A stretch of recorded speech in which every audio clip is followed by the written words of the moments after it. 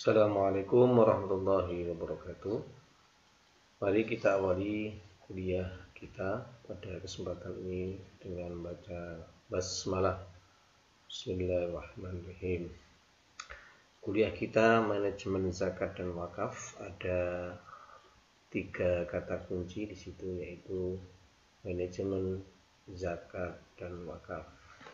Sebelum kita masuk pada pembahasan inti tentang zakat dan wakaf, maka ada pengantar, yaitu manajemen. Jadi manajemen ini tentunya Anda juga sudah belajar di semester sebelumnya, dan manajemen ini bisa digunakan untuk mengatur, kalau kita mengartikan manajemen sebagai mengatur dalam segala hal, termasuk dalam pengelolaan zakat dan wakaf. Sebagaimana kita tahu bahwa mayoritas penduduk Indonesia ini adalah beragama Islam, tentu potensi zakat sangat luar biasa. Di sisi lain, Indonesia juga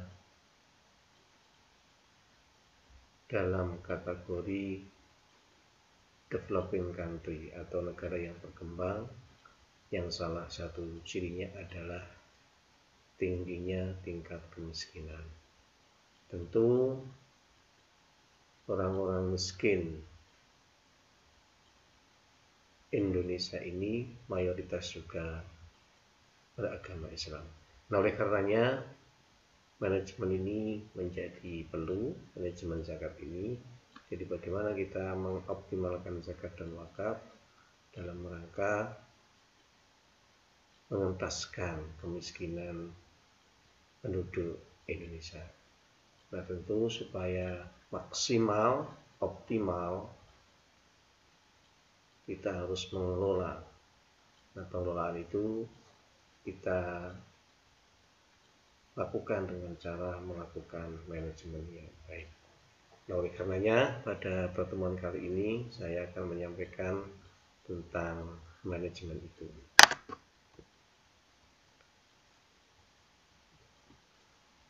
Saya selalu mengajarkan kepada mahasiswa ini ilustrasi dan cara berpikir, di bagaimana cara memasukkan gajah ke dalam kulkas.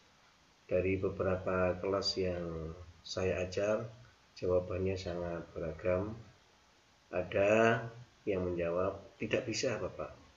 Ada yang mengatakan gajahnya dipotong-potong, dan banyak jawaban yang lain.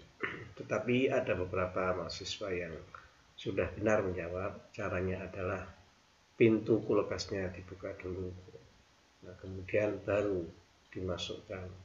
Nah, cara masukkan boleh gajahnya itu disembelih dulu, dipotong-potong, tapi kuncinya adalah pintu harus dibuka dulu. Ini saya ingin mengajarkan kepada Anda semuanya bagaimana cara berpikir kita dalam konteks manajemen tadi.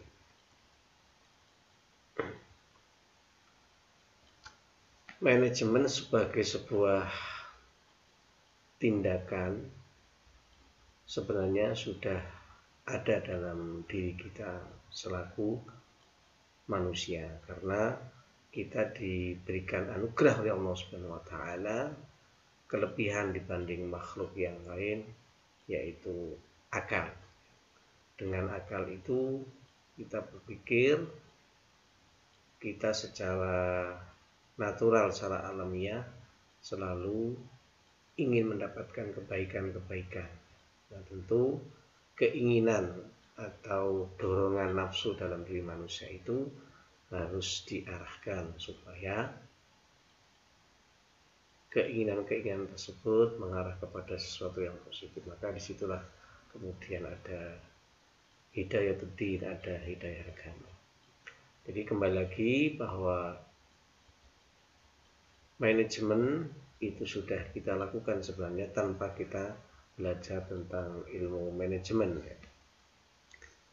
Misalnya Anda hari ini jam 7 misalnya akan kuliah, tentu sejak semalam Anda sudah menyiapkan, saya harus bangun jam berapa, saya harus sarapan jam berapa, kalau Anda kuliahnya offline, saya harus ke kampusnya apa, itu kita sudah secara sendiri mengatur diri kita. Jadi semakin dewasa, ciri-cirinya adalah orang itu sudah bisa memanage dirinya sendiri, bisa mengatur dirinya sendiri. Nah, kalau manajemen sebagai ilmu, ya, jadi apa itu ilmu, kan begitu pertanyaannya. Ilmu itu adalah pengetahuan yang tersusun secara sistematis, ya, dan sudah dibuktikan secara empiris, ya, atau secara ilmiah, ya, itu namanya ilmu, ya. Jadi kalau sekali lagi, kalau manajemen sebagai sebuah tindakan, ya, itu sudah ada dalam diri kita, tetapi kalau sebagai ilmu, ya, maka ilmu manajemen itu muncul atau dibangun, ya, pada saat, ya, negara Eropa dan Amerika sedang dilanda revolusi industri. Apa revolusi industri itu? Revolusi industri itu adalah capaian, ya, peradaban manusia, ya, dari menghasilkan barang, ya, dengan cara manual, kemudian mengganti dengan cara mekanik atau mesin. Misalnya dulu orang membuat kain itu dipintal dengan manual atau ditenun begitu dengan waktu yang sangat lama, tetapi kemudian manusia menemukan alat, ya, pengganti tenun itu dengan mesin, ya, dengan tenaga bukan manusia yang menghasilkan lebih cepat, ya, dan mungkin bisa lebih baik, ya.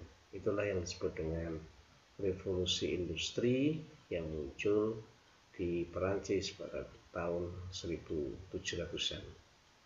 Nah, ini pada saat revolusi industri ini kemudian orang sudah mulai berpikir bagaimana mengatur, ya, dalam ilmu ekonomi dengan modal yang sedikit tetapi diharapkan mendapat keuntungan yang berlimpah. Nah, itu manusia kemudian membutuhkan sebuah ilmu yang disebut dengan ilmu manajemen.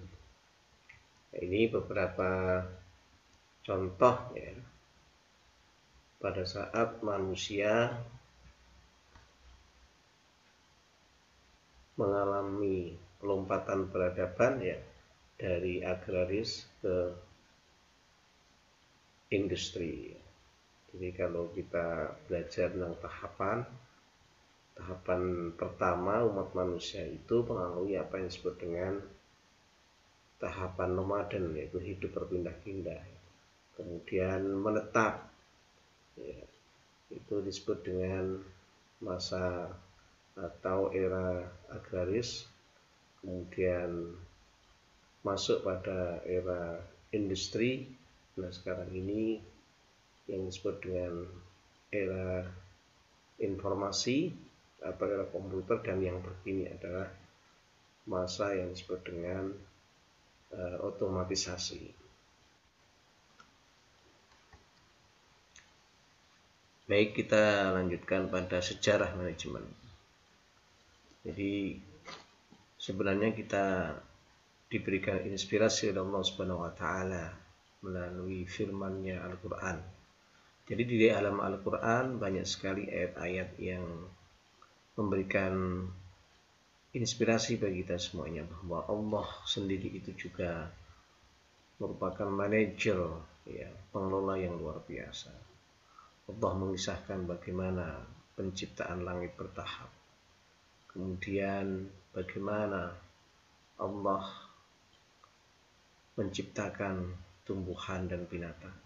Kemudian juga ada beberapa ayat yang khusus bagaimana Allah Subhanahu wa taala itu menciptakan manusia dari proses air mani sampai kemudian tumbuh, dan itu semuanya menunjukkan bahwa Allah Subhanahu wa taala menciptakan dunia dan isinya itu dengan manajemen yang luar biasa, dengan pengaturan yang luar biasa. Nah, oleh karenanya sebagai seorang muslim kita harus jadikan semua itu sebagai inspirasi. Kita sebagai manusia juga harus bisa memanage alam semesta ini sehingga alam semesta ini bisa memberikan manfaat kepada umat manusia. Nah, oleh karenanya dapat dimengerti bahwa manajemen itu usianya sama dengan usia peradaban manusia itu sendiri. Karena manusia itu sebagaimana saya sampaikan di atas memiliki kelebihan dibanding makhluk lain, yaitu akal pikiran. Dengan akal pikiran itu manusia bisa melakukan manajemen, bisa mengatur hidupnya. Manusia dalam menjalankan aktivitas kesehariannya tidak terlepas dari prinsip-prinsip manajemen. Jadi meskipun seseorang itu secara khusus tidak belajar, tidak kuliah tentang ilmu manajemen, tetapi karena kelebihan yang diberikan Allah Subhanahu wa taala berupa akal itu, maka manusia itu sebenarnya dalam kesehariannya itu kita semuanya itu melakukan itu. Misalnya ketika Anda akan kuliah jam 7 pagi misalnya, tentu sejak malam sudah mikirkan jam berapa harus bangun, kemudian jam berapa harus makan pagi. Kalau kuliahnya offline misalnya, jam berapa kita akan berangkat, dengan kendaraan apa kita akan mengantarkan kita sampai ke tempat kuliah dan lain-lain. Itu artinya dengan sendirinya kita telah melakukan prinsip-prinsip manajemen itu. Juga kita lihat di dalam sejarah peradaban Indonesia misalnya, ada Candi Prambanan dan Candi Borobudur. Itu juga memberikan inspirasi kepada kita semuanya bagaimana orang-orang zaman dulu yang juga belum mengenal ilmu manajemen, tapi mereka telah mempraktekkan prinsip-prinsip manajemen itu dalam tindakannya. Apa buktinya? Jadi bagaimana orang zaman dulu bisa membangun sebuah bangunan dari tumpukan batu seperti Candi Prambanan dan Borobudur. Jadi sejak awal tentu ada pengaturan atau manajemen yang baik, mulai dari bagaimana memotong batu atau sebelumnya membawa batu, kemudian setelah dipotong kemudian dipahat, kemudian setelah itu disusun, dan bagaimana menyusun itu padahal belum dikenal teknologi material semen misalnya sampai kemudian kokoh. Nah, ini menunjukkan semuanya adalah manusia zaman dahulu melakukan prinsip-prinsip manajemen itu. Juga kisah manajemen yang paling awal adalah diawali dengan kisah perseteruan antara Qabil dan Habil, putra Nabi Adam alaihissalam. Pada saat Qabil itu berseteru karena merebutkan calon istri, kemudian Habil itu meninggal dan Qabil itu kebingungan bagaimana cara memperlakukan orang yang meninggal. Nah, kemudian Qabil melihat 2 ekor burung yang juga berkelahi dan salah satunya mati. Nah, kemudian burung itu menggaruk-garuk tanah, ya. Kemudian setelah ada lubang yang mati tadi, bulu yang mati kemudian ditarik dan ditutupi dengan keterbatasannya oleh burung itu. Nah, itu memberikan inspirasi kepada Qabil bahwa memperlakukan orang yang meninggal itu harus dikubur. Itu artinya apa? Saya ingin menekankan bahwa manusia itu bisa mendapatkan inspirasi untuk mengatur ya hidupnya itu dari manapun. Dari alam ini juga Allah sudah memberikan inspirasi-inspirasi yang sangat luar biasa. Kemudian contoh yang lain, misalnya kalau Anda pernah ke Mesir, ada piramid, itu juga sebuah karya yang luar biasa. Nah, tentu hal-hal tersebut bisa diciptakan oleh manusia zaman dulu karena menggunakan manajemen. Kemudian kalau Anda ke India misalnya, ada bangunan yang sangat terkenal ya, yang disebut dengan Taj Mahal. Tampak di gambar itu bangunan putih. Itu bukan masjid, tetapi itu kuburan ya. Itu merupakan persembahan seorang raja kepada istrinya yang sangat dicintai. Bangunan putih itu terdiri dari marmer, yang juga menjadi keajaiban, salah satu keajaiban dunia. Nah, tentu semuanya itu dibuat, diciptakan dengan menggunakan prinsip-prinsip manajemen. Baik, setelah kita melihat ya bagaimana capaian-capaian manusia yang sangat luar biasa, meskipun pada saat itu belum mengenal tentang ilmu manajemen. Ya. Jadi, kenapa itu bisa dilakukan? Karena mereka melakukan prinsip-prinsip manajemen. Ada beberapa prinsip-prinsip manajemen. Yang pertama yaitu division of work, jadi pembagian kerja.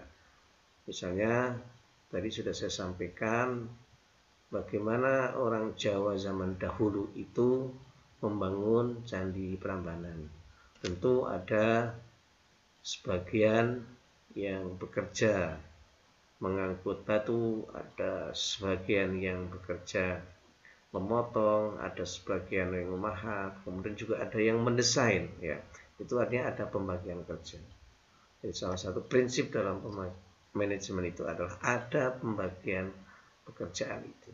Karena memang sebenarnya manajemen itu adalah kerja secara organisatoris atau kerja secara kolektif. Kemudian ada wewenang dan tanggung jawab, authority and responsibility. Jadi kalau Candi Borobudur itu ya, bisa diciptakan itu tentu ada orang yang mempunyai otoritas, orang yang mempunyai wewenang yang pada saat itu disebut sebagai raja, dan juga ada tanggung jawab ya untuk menyelesaikan itu, baik yang dimiliki oleh raja, pemilik otoritas, atau rakyat yang diberi pekerjaan. Kemudian yang berikutnya ada disiplin ya. Nah, jadi disiplin itu keinginan kuat ya untuk melaksanakan sebuah pekerjaan. Kemudian ada unity of command, ya, ada kesatuan perintah. Maka dalam manajemen nanti ada manajer namanya. Itu artinya orang yang memiliki perintah ya kepada bawahannya untuk mencapai sebuah tujuan. Kemudian prinsip yang kelima adalah mengutamakan kepentingan organisasi. Prinsip yang keenam yaitu hierarki, ada tingkatan mulai yang tertinggi. Jadi sebuah proyek ataupun pekerjaan besar itu tentu ada yang mengandalkan otot dan ada yang mengandalkan otak. Itu ada hierarki tersebut. Ada tingkatan-tingkatan. Kemudian ada keadilan dan kejujuran. Berikutnya prinsip manajemen yang ke-8 yaitu stabilitas kondisi karyawan. Atau kalau zaman dulu tentu para pekerja itu. kemudian ada inisiatif ya. Jadi inilah prinsip-prinsip manajemen. Jadi meskipun orang zaman dahulu tidak mengerti secara ilmiah tentang prinsip-prinsip ini, tapi kalau kita melihat tadi karya Candi Borobudur, Prambanan, kemudian ada piramid di Mesir, ada Taj Mahal di India, kita dapat memastikan bahwa mereka menerapkan prinsip-prinsip ini dalam menciptakan karya-karya yang sangat luar biasa itu. Kemudian kita masuk pada pengertian manajemen. Jadi pengertian manajemen itu bisa dilihat dari 4 perspektif. Yang pertama, manajemen sebagai sebuah proses ya. Kemudian manajemen sebagai suatu kolektivitas. Yang ketiga, manajemen sebagai ilmu. Yang keempat, manajemen sebagai seni. Manajemen sebagai proses artinya bagaimana seseorang mencapai tujuan yang telah ditetapkan sebelumnya. Jadi ada proses yang dilakukan. Bagaimana seseorang itu dengan melalui proses-proses itu sampai pada sebuah tujuan yang ditetapkan ya. Misalnya Anda kuliah ini juga harus menerapkan manajemen ya. Kapan target selesai dan bagaimana cara-cara atau proses-proses yang harus dilakukan untuk mencapai tujuan, yaitu Anda selesai kemudian wisuda. Manajemen dalam perspektif sebuah kolektivitas artinya kumpulan orang-orang yang melakukan aktivitas dalam badan tertentu untuk mencapai tujuan. Misalnya Anda sering mendengar kalau artis ditanya tentang sesuatu, kadang-kadang dia menjawab, tanya kepada manajemen saya. Artinya orang-orang yang ada di sekelilingnya yang mengatur ya tentang kegiatannya untuk mencapai sesuatu. Kemudian manajemen sebagai sebuah ilmu. Nah ini barangkali yang akan kita pelajari, yaitu seperangkat pengetahuan berdasarkan pengalaman empirik ya. Bagaimana mencapai hasil yang diinginkan. Jadi kenapa Borobudur kemudian Prambanan itu tidak bisa diduplikasi, diciptakan sekarang? Karena itu diciptakan hanya dengan insting ya, dengan cara lisan ya, didasarkan pada lisan, bukan sebuah ilmu ya, atau tadi saya sampaikan ilmu itu kumpulan pengetahuan yang sudah diuji. Nah, jadi kalau yang akan kita pelajari ini adalah manajemen sebagai sebuah ilmu, yaitu seperangkat pengetahuan berdasarkan pengalaman empirik atau pengalaman indrawi bagaimana mencapai hasil yang diinginkan. Kemudian manajemen dalam perspektif seni adalah kecakapan untuk mempengaruhi kelompok orang untuk mencapai tujuan bersama. Biasanya ini digunakan pada top manager ya, atau pemimpin. Jadi bagaimana mengarahkan orang banyak, mengarahkan sebuah kelompok untuk mencapai tujuan ya.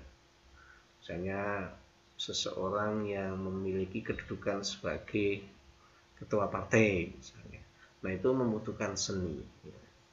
Membutuhkan seni sehingga leadershipnya, kepemimpinannya itu bisa ditaati, bisa diikuti oleh anggota organisasi atau kelompok itu.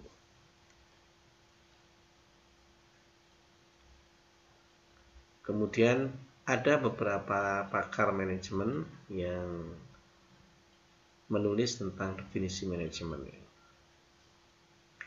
Secara bahasa, ya, kata manajemen itu berasal dari bahasa Inggris yaitu manage, ya, yang berarti mengatur atau mengelola. Beberapa pakar manajemen menyebutkan bahwa Misalnya hasibuan, manajemen adalah ilmu dari seni mengatur proses pemanfaatan sumber daya manusia dan sumber-sumber lainnya secara efektif dan efisien untuk mencapai tujuan tertentu. Jadi di sini ada beberapa kata kunci, yaitu mengatur, mengatur, kemudian pemanfaatan sumber daya manusia. Ini kaitannya misalnya dalam kelompok organisasi, jadi mengatur manusia itu supaya bekerja. Kemudian sumber-sumber lainnya, sumber-sumber non manusia, misalnya memanfaatkan barang-barang mentah, sumber daya alam itu kemudian menjadi lebih bermanfaat. Kemudian ada hal yang penting, ada efektif dan ada efisien. Jadi efektif itu kaitannya dengan waktu, dalam waktu yang singkat dapat mendapatkan manfaat yang lebih banyak. Kemudian efisien itu dari aspek cost ataupun harga. Jadi dengan waktu yang singkat, dengan modal yang sedikit, tapi mendapatkan keuntungan yang berlimpah. Inilah manajemen. Jadi ini juga bisa Anda terapkan mulai dari manajemen belajar, Jadi bagaimana cara-cara belajar itu yang efektif dan efisien tetapi bisa menghasilkan, mencapai tujuan, artinya mendapatkan nilai yang bagus. Itu semua menggunakan manajemen. Kemudian Siagian menyatakan bahwa manajemen itu adalah kemampuan atau keterampilan skill untuk memperoleh hasil dalam rangka mencapai tujuan melalui kegiatan-kegiatan orang lain.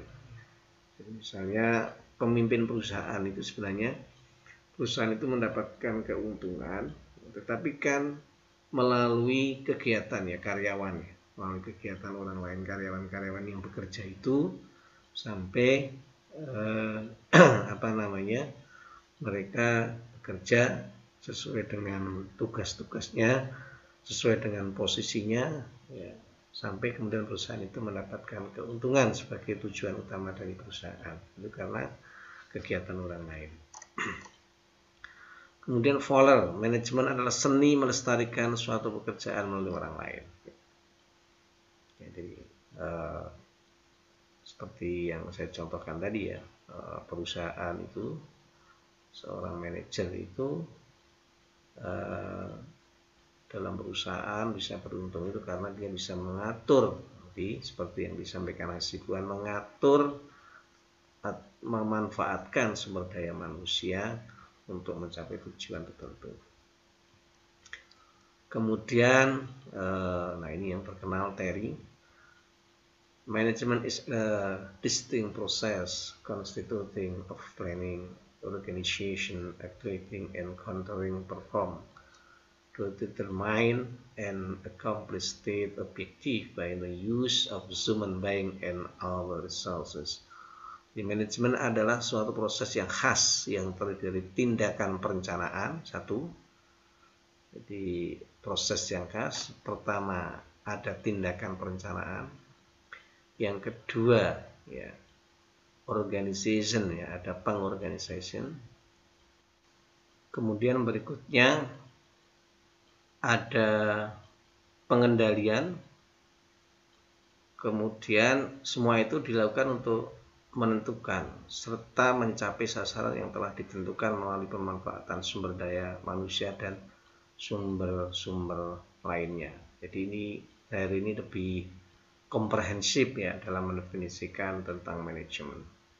Dan ini banyak dipakai tentang unsur-unsur ataupun langkah-langkah manajemen sampai sekarang.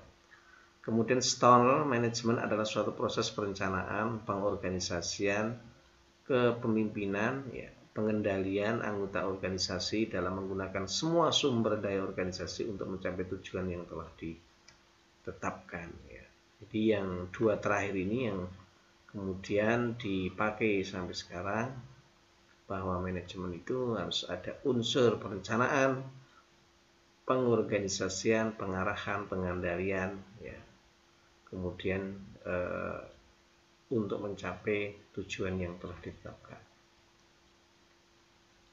Nah, bagaimana dalam perspektif manajemen syariah? Ya, tentu karena kita di Fakultas Ekonomi dan Bisnis Islam, kita akan melihat dari perspektif syariah sebagai nilai plus atau nilai lebih dari Fakultas Ekonomi dan Bisnis konvensional.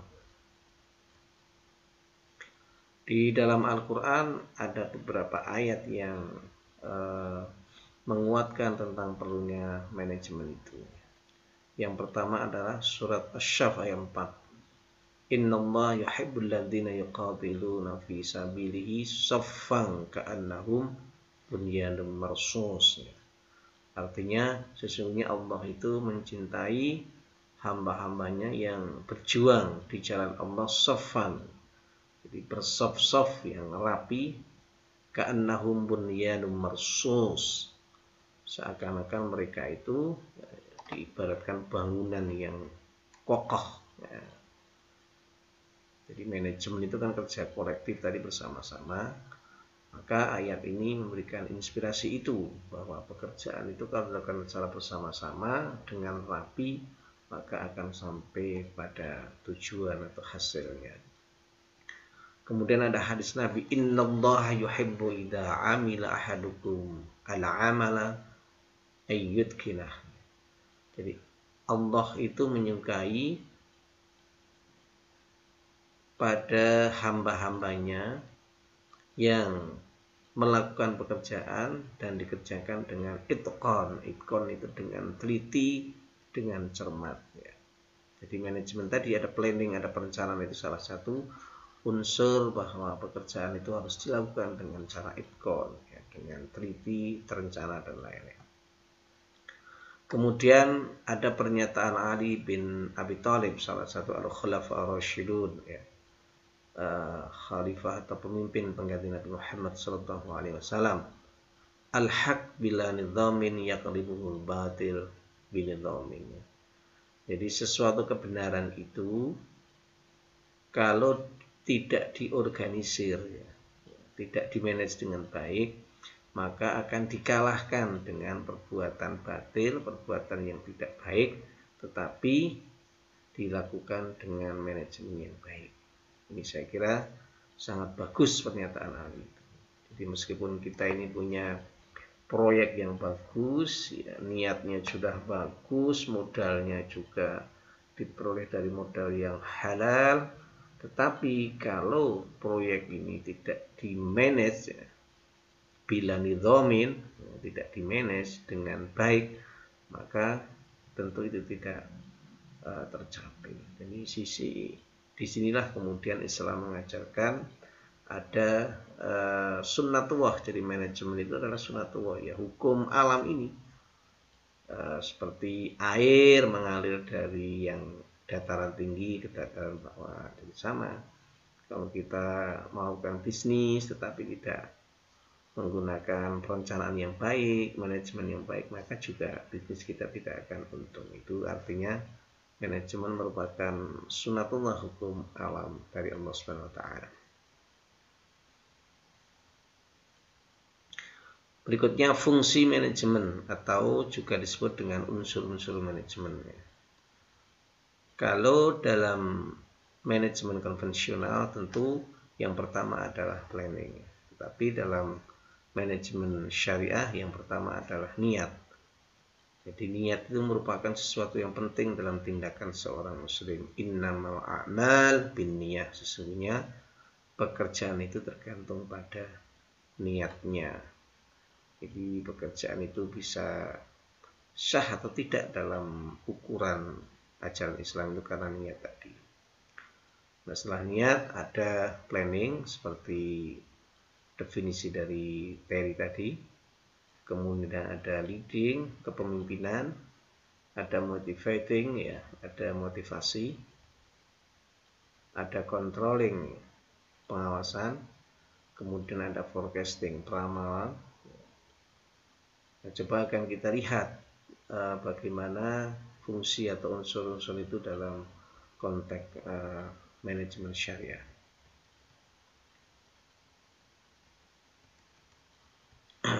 Niat tadi sudah saya sampaikan, innamal a'malu binniyah ya. Jadi pekerjaan seseorang itu sangat tergantung pada niatnya. Kemudian planning, perencanaan itu juga sangat ditekankan dalam ajaran Islam. Al-Quran sudah menyatakan itu dalam surat Al-Hasyr 18. Ya ayyuhalladzina amanu ittaqullah. Wahai orang-orang yang beriman, bertakwalah kepada Allah. Wal tangdur nafsu ma qaddamat lighad. Dan hendaknya seseorang itu ya, melihat masa lalu untuk masa depannya. Ayat ini menekankan agar kita ini belajar ya tentang masa lalu, kemudian untuk perbaikan masa yang akan datang. Wattaqullah, bertakwalah kepada Allah. Innallaha khabirum bima ta'malun. Karena Allah itu Maha mengetahui atas apa yang dikerjakan oleh manusia. Kemudian leading atau kepemimpinan ya. Di dalam hadis disebutkan kullukum ra'in wa kullukum mas'ulun an ra'iyati. Setiap kamu itu adalah seorang pemimpin dan setiap kamu itu adalah bertanggung jawab atas kepemimpinannya. Juga di surat Al-Baqarah disebutkan bahwa inni ja'ilun fil ardi khalifah. Jadi Allah menyatakan kepada para malaikat akan menciptakan khalifah atau kepemimpinan di muka bumi ini. Itu artinya apa? Bahwa harus ada unsur leading atau kepemimpinan. Kemudian ada motivasi. Motivasi bisa kita lihat dalam ayat Al-Quran surat Ali Imran 102. Kuntum khaira ummah ukhrijat linnas ta'muruna bil ma'ruf wa tanhauna 'anil munkar. Jadi kita ini diciptakan sebagai umat yang terbaik ya, yang diutus untuk manusia. Tugasnya ada dua, mengajak kebaikan dan mencegah kepada kerusakan. Itu artinya kita berkewajiban untuk memotivasi hal-hal yang sifatnya positif. Kemudian ada pengawasan atau wiqayah ya. Hal ini juga ditekankan misalnya dalam surat Al-Mujadalah. Alam tara annallaha ya'lamu ma fis samawati wa ma fil ardh. Jadi tidaklah kamu ketahui bahwa Allah itu mengetahui apa saja yang ada di langit dan juga apa yang ada di bumi. Oleh karenanya seorang manajer muslim tentu dia tidak hanya takut kepada manusia, tidak takut kepada atasannya, tetapi lebih dari itu karena dia diawasi oleh Allah Subhanahu wa taala.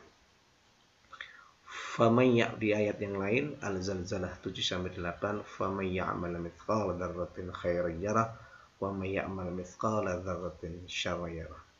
Yang maksudnya adalah sebesar biji sawi pun kebaikan Allah akan mengetahui, dan sebesar biji sawi kejelekan Allah juga akan mengetahui.